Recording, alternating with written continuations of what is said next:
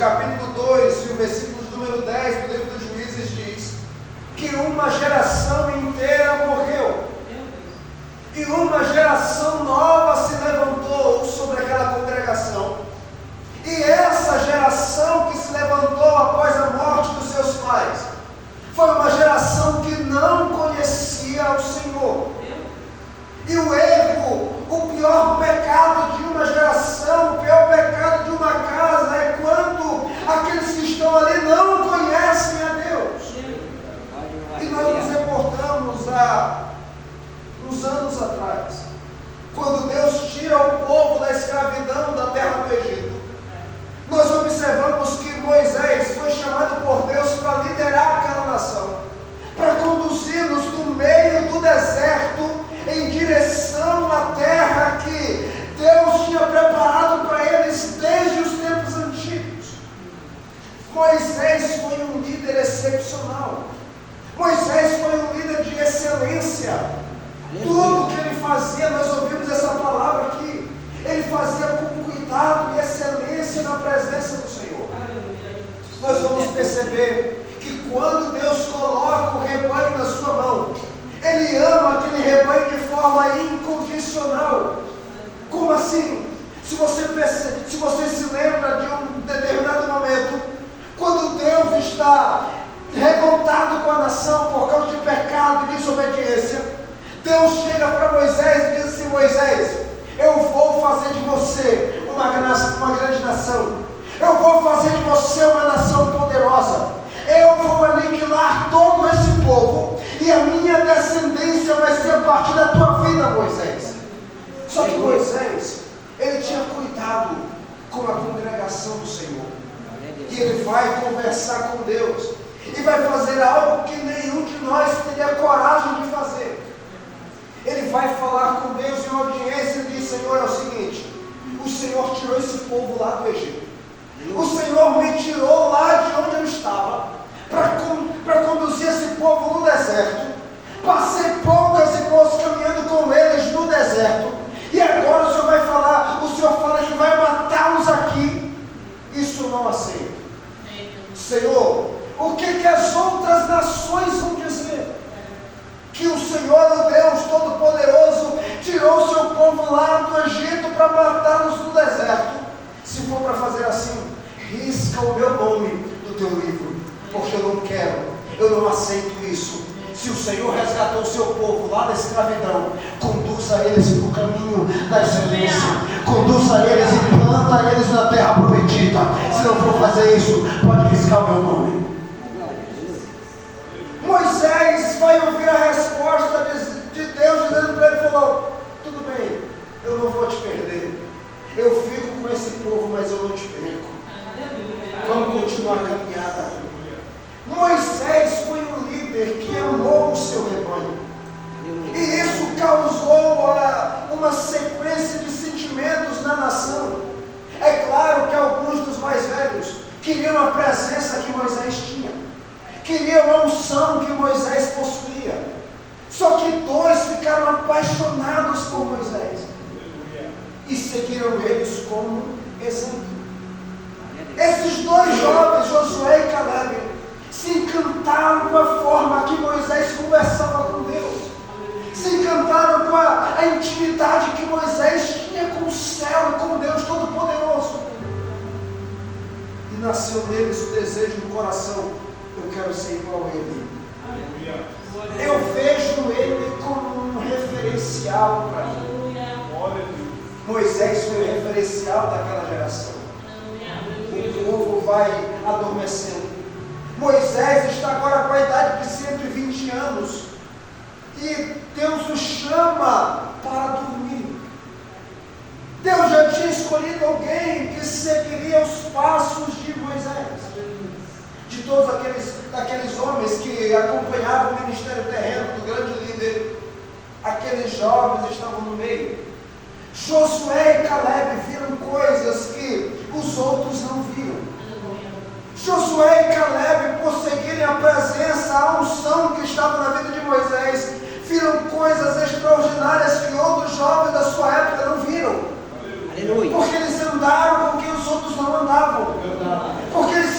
queriam aquele que os outros não queriam. Irmão, só tem a presença de Deus, só sente uma unção diferenciada na sua vida aquele que deseja algo. Eu ouvi alguém dizer uma vez que a unção que nós desejamos, que nós honramos, é aquela unção que nós atraímos. Josué estava encantado pela unção que Moisés tinha, e Deus havia escolhido Josué para seguir os passos de Moisés.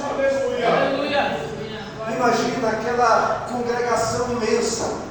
O povo está agora na beira do deserto com medo de morrer, porque os soldados egípcios estão chegando mais perto. Quando daqui a pouco Moisés olha para cima e diz: Senhor, agora eu não posso fazer mais nada. Quando eu não consigo fazer nada, a mão de Deus entra em ação. Aí Deus olha para Moisés e diz: Moisés, usa a ferramenta que eu coloquei para você usar. Usa o que eu coloquei nas tuas mãos. Pega o teu cajado, toca nas águas. A Bíblia diz que Moisés toca nas águas, as águas se abrem de lá para cá, e Josué está encantado com aquilo que ele está vendo. Josué assistiu Moisés orar e pedir que o povo fosse alimentado, e Deus mandando codornizes, carne em meio ao deserto para o povo ser alimentado. Josué assistiu à intimidade que Moisés tinha com os céus, ao ponto de quando a noite ia cair sobre as águas, sobre as areias do deserto, Deus enviava uma coluna de fogo para conduzir o povo e aquecê-los no frio da noite. E durante o dia, o sol escaldante, Deus mandava uma nuvem para protegê-los do sol. Josué assistiu isso. E aquele desejo crescendo cada vez mais. Eu quero seguir, Senhor, eu vou seguir os passos do meu líder. É aquele tipo de unção que eu quero para mim. É essa intimidade que eu quero para mim. Deus chega, recolhe Moisés, chega até Josué e diz assim: Josué, agora é o seguinte, agora é contigo. Assim como eu fui com Moisés, assim eu serei contigo. Vou te usar da forma que eu usei ele, mas eu te quero assim como eu quis ele para mim. Josué começa o seu ministério de forma excelente. Ele ordena a santificação ao povo. Ele percebe que a arca, a presença de Deus, tem que estar à frente, tomando a direção. Quando eles vão atravessar o Jordão para invadir Jericó, ele coloca a arca da aliança na frente, e no meio daquela marcha eles fazem um culto de celebração a Deus. Josué continua um ministério excelente. A sua família está vendo o tipo de crente que ele é. Só cometeu apenas um erro no seu ministério enquanto líder da nação. Ele não preparou outro para ficar no seu lugar. Moisés preparou Josué para isso. Josué não preparou ninguém. O único deslize que ele cometeu foi não preparar um obreiro para assumir o seu lugar quando ele partisse. Mas a sua família ele ganhou. No capítulo 24 de Josué, se não me falha a memória, versículo 15, Josué reúne o povo e diz assim: olha, escolham hoje quem vocês querem servir. Se os deuses de vossos pais da além do Jordão, ou o Deus de Israel, vocês, a escolha de vocês, mas eu e minha casa serviremos ao Senhor. Aleluia, Deus! Ele poderia ter falhado como líder, mas não falhou como sacerdote. Ele pode ter perdido o povo, mas a sua família estava salva. Glória a Deus. E o tempo passou. Josué morre. E morre toda aquela congregação da nação. Glória a Deus, aleluia. E entra o versículo 10 do capítulo 2 de Juízes, que se levantou um povo que não conhecia o Senhor. E essa falta de conhecimento da nação, conhecimento do seu Deus que lhes faltou, causou dentro da nação, naquele período extenso, o período mais extenso da apostasia da nação, foi o período dos juízes. A apostasia é o esfriamento da fé, o afastamento da fé original em Cristo. Aquele povo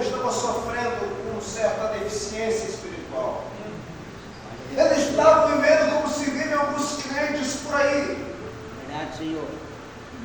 Que quando está tudo bem, ele até vem para a igreja, ele até vem para o culto, mas ele não conhece Deus de verdade.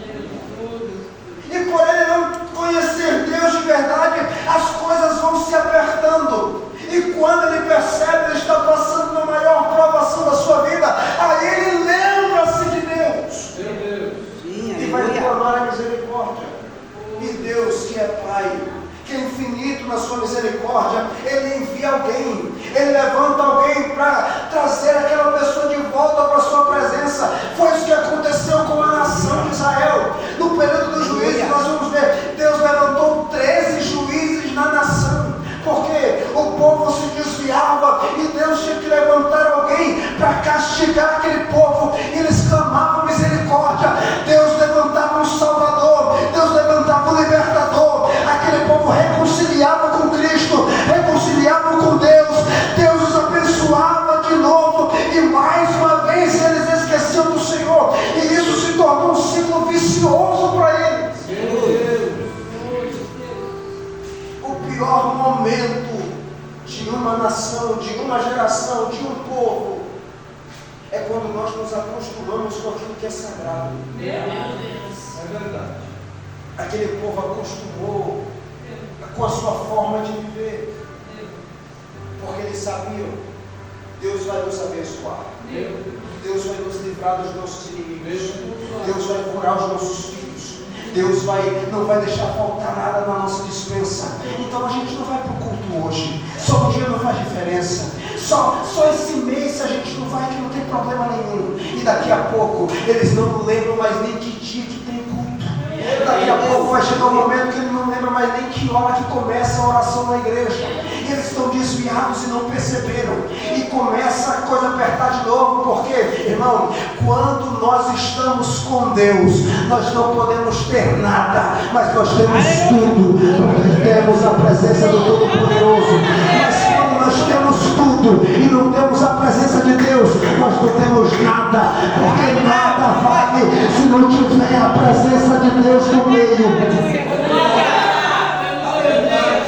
E eles clamavam e retornavam. Só que nesse período aqui, desse vai e vem, dessa geração de crente Raimundo, para cá vocês sabem que é crente Raimundo também? O pé na igreja, o pé no culto. É aquele tipo de crente que Deus diz a carta do Apocalipse: olha, você não é frio, você não é quente, você é morno, você não sabe o que é da vida, eu vou te vomitar. Glória a Deus. Ao anjo da igreja que está em Sardes, se não me falha a memória: você não é frio nem quente, tu é morno, logo sério, eu vou te vomitar aqui na boca. Irmão, crente frio Deus tolera. Crente que é quente Deus ama.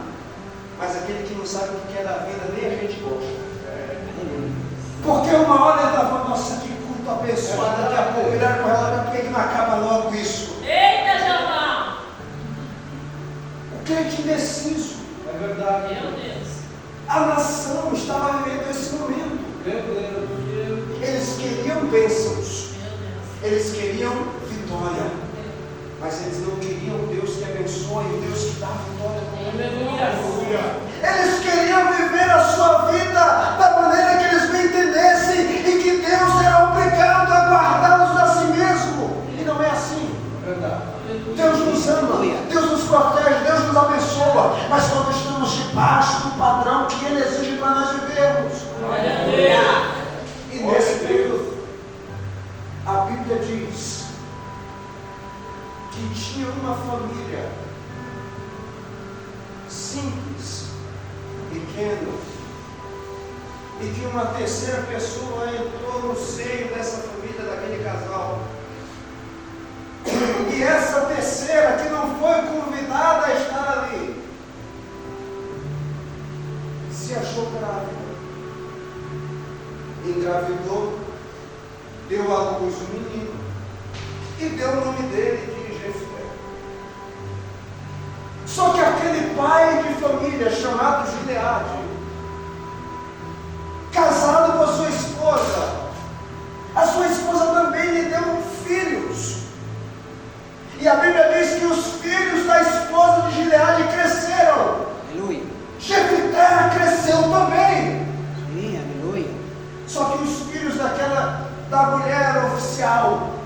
expulsaram Jefité de dentro de casa e disseram à senhora: você não vai herdar a casa do nosso pai.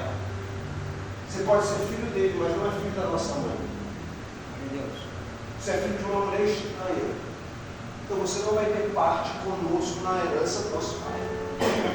Verdade, Jeová, E a aleluia. Bíblia diz que Jefté foi peregrinar na terra de Tobi, junto com homens levianos. Talvez a história parecida com a sua, talvez a história parecida com a minha, talvez uma história de alguém que você conhece, que tinha tudo para estar errado na vida, Aleluia. porque a origem do seu nascimento, o surgimento da história dele foi um começo errado, que não era para acontecer.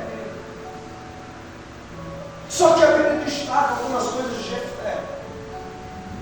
A Bíblia começa dizendo assim, na sua tradução talvez tenha escrito que ele era um homem valente e valoroso. Aleluia. Apenas duas características destacam a vida daquele rapaz, que já cresceu, que já venceu na vida. A Bíblia diz que ele tinha uma filha, ele tinha uma família. Então ele já começa quebrando todas as limitações impostas para ele quando pequeno, porque o seu nascimento era um nascimento fora de contexto. A sua vida, que era para ter dado tudo errado para ele, mas ele já constituiu uma família para si. Foi expulso da terra dos seus pais, da sua casa foi. Glória a Deus, aleluia. Era filho de uma prostituta, era filho fora de um casamento, um filho indesejado, era. Mas a Bíblia destaca duas características na vida dele. Primeiro, ele era valente. Ser valente não significa que você não tenha medo de nada. Ser valente não significa que você é corajoso ao extremo que nada te abala. É muito pelo contrário. Ser valente significa que você tem medo, sim. Glória, aleluia. Que você se apavora, sim. Mas que consegue enfrentar os seus medos. E consegue ir para a guerra mesmo não tendo coragem de enfrentar o inimigo. Você vai, porque sabe que na sua frente existe um Deus que vai quebrando corrente, que vai quebrando arco, que vai cortando a lança, que vai dizendo: sai da minha frente, porque eu estou passando e o meu filho vem comigo. Glória a Deus. Ser valente é mesmo sem coragem, é enfrentar os desafios que a vida te Verdade, Senhor, aleluia. Ser valente é mesmo você tendo medo, não ficar apavorado no meio da guerra, porque sabe que existe alguém lá de cima que toma de conta da tua vida. Glória. Aleluia. E ele era valoroso. Josué era alguém de princípios. Aleluia. Josué era alguém que aprendeu desde cedo o que era certo, o que era errado, o que era valor ou não. Ele constituiu uma família para si. Ele cresceu debaixo de uma promessa. Ele cresceu debaixo de uma unção poderosa, porque a Bíblia diz que Gileade gerou a Jefté. A terra de bálsamo, o bálsamo estava sobre a sua vida. Valores que nós ensinamos para os nossos filhos. Sim, aleluia. Princípios que nós ensinamos dentro de nossa casa, que nós trazemos lá de nossos pais, Verdade, Jeová. que não pode ser comprado, que não pode ser negociado. Aleluia. Coisas como isso não tem preço, Sim. mas tem valor, Aleluia. e o valor inegociável. Josué cresceu com isso. Quantas vezes nós estamos na presença de Deus, lutando para ter uma vida santa, andando conforme Ele quer que a gente ande, e o diabo chega e se apresenta com vestes bonitas, com lábia, com palavras bonitas, e tentando nos convencer, dizendo: só isso aqui não tem nada a ver, só isso aqui ninguém está vendo de nada, só isso aqui não faz mal, tentando corromper princípios que nossos pais ensinaram, tentando corromper princípios que nós aprendemos na presença de Deus, lendo a Bíblia Sagrada, sentindo, ouvindo a voz do Espírito Santo conosco. Irmão, existem valores que são inegociáveis, existem princípios que não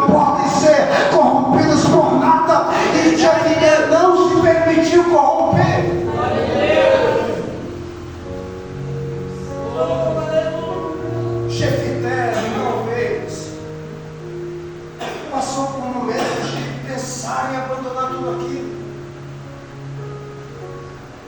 Analisa comigo a sua vida. A sua mãe não era casada com seu pai. Ele era filho de um relacionamento extraconjugal. Não tinha direito à herança que era para ele. Ele era primogênito. Foi expulso da casa do seu pai. Foi viver uma terra de gente à toa. Jefté tinha tudo para se entregar para marginalidade.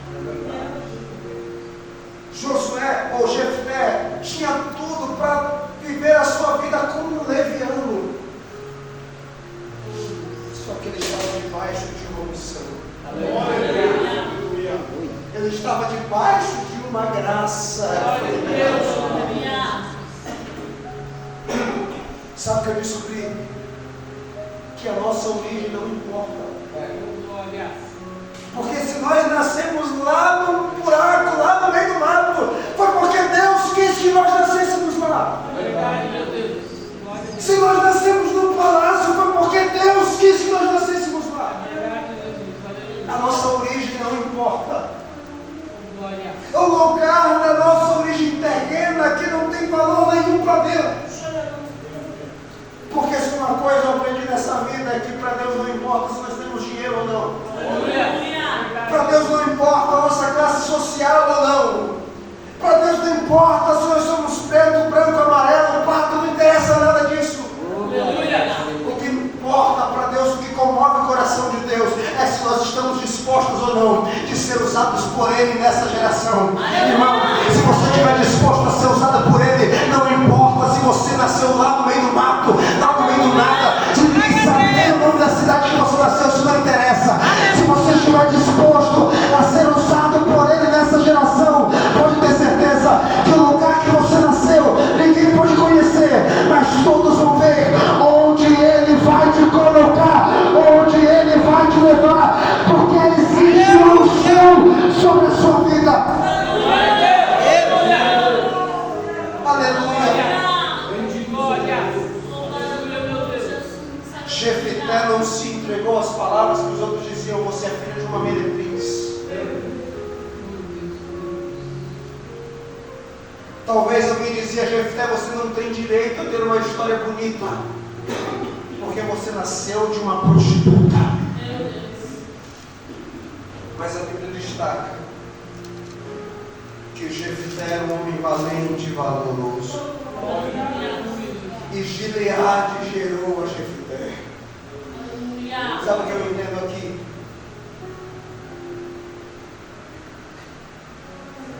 O lugar da nossa origem, primeiro, ele não interessa para Deus.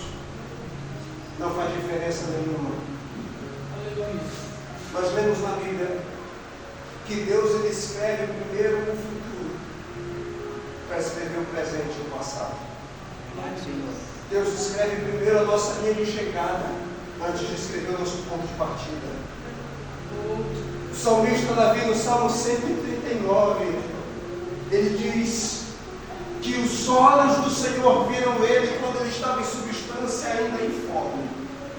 E no livro de Deus, Deus foi escrevendo dia após dia aquilo que havia de acontecer na sua vida. Ou seja, Deus está escrevendo dia após dia a tua história. Ele conhece você antes do seu nascimento. Lembra que ele disse para Jeremias: Jeremias, ainda antes que você saísse do ventre da tua mãe, eu te chamei, eu te escolhi para ser profeta.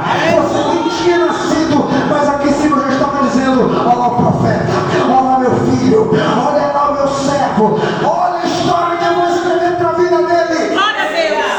Olha! Aleluia, Deus! Quando nós entendemos isso aqui,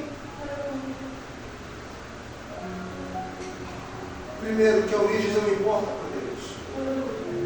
Segundo, o lugar que nos lançam também não importa para Deus. Bom, se você nasceu num buraco no meio do mato, e alguém te tira desse buraco e te lança lá no fundo do poço, para Deus também não faz diferença nenhuma. Se foi Ele quem escreveu a tua história, se é Ele quem escreve a tua história, não interessa se te lançaram numa cova ou dentro de uma fornalha, nada altera aquilo que Ele tem preparado para mim e para você. Aleluia! Glória a Deus, aleluia. Aleluia, aleluia. Alguém pode olhar para o passado e dizer assim: ó, você é até bonito hoje, Deus até te usa hoje, mas eu conheço o teu passado, Meu Deus! mas eu sei de onde você saiu, eu te conheço de outros carnavais. Isso é o diabo querendo nos colocar para baixo da verdade. Glória a Deus, aleluia. E alguém chega e dizendo assim: olha, qual é o nome? Alguém chegando para nós dizendo: Anderson, varão valoroso, valente, valoroso. E alguém chega assim: mas ele já fez isso. É a mesma coisa de que alguém chegar para você e dizer: olha, nossa, como Deus te usa, como você é cheio da presença de Deus. E chega um terceiro elemento e olha para quem te elogiou e diz assim: mas ele era drogado. Mas aquilo era um ladrão, aquilo era um prostituto, aquilo era isso, era aquilo e tudo mais. Mas aí Deus envia alguém dizendo assim: ah, meu filho, mas você está errado. Porque a unção gerou ele. Pode ter sido isso lá atrás, mas ele é filho da unção. Mas ele é filho da unção. Mas ele é filho do bálsamo. Gileade gerou a vida dele. Obrigado, Jesus. O que eu acho lindo em Deus, irmão, é que quando Ele olha para alguém, Ele olha para esse alguém e diz assim: vou te usar. Aí as pessoas começam a dizer: mas Deus começou a usar ele. Ele não tem pai. A mãe dele não tem dinheiro. Ele não tem casa para morar. Ele não tem nada para lhe oferecer. Como o Senhor vai usar ele? Glória a Deus. Isso que eu acho lindo em Deus. É que eu imagino Deus olhando, me dando uma resposta para Deus: eu sei que ele não tem nada. Eu sei que ele não é ninguém ainda. Eu sei que ele não tem nada para me oferecer. É por isso que eu quero ele. Porque tudo que ele fizer, ele vai glorificar o meu nome. Porque eu vou dar nome para ele. Eu vou dar história para ele. Eu vou fortificar ele. Eu vou fazer ele notório. Eu vou fazer ele conhecido. Porque a minha unção está gerando ele. Coloca de pé, por gentileza.